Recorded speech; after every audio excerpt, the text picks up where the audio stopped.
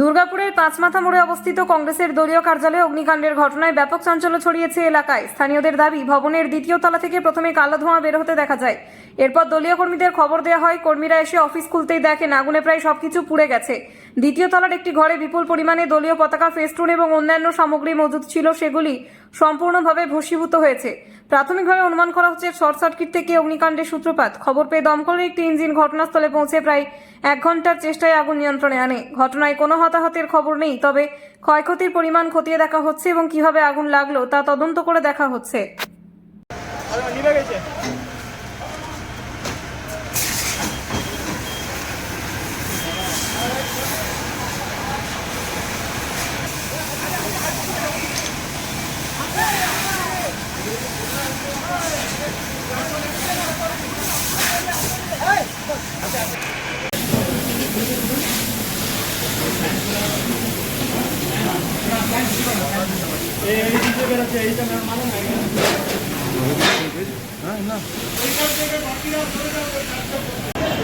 Festoon এসব থাকে, হঠাৎ করেই মনে হয় শর্ট সার্কিট থেকে হয়েছে এবং আমাদের উল্টো দিকের দোকানের লোকরা দেখতে পায় উপর থেকে ধোঁয়া উঠছে। সঙ্গে সঙ্গে ফায়ার ব্রিগেডেও ফোন করা হয়। ফায়ার ব্রিগেড আসতে একটু টাইম লাগে, কিন্তু তার মধ্যে উপরটা আমাদের মোটামুটি পুড়ে গেছে। কি কি ছিল?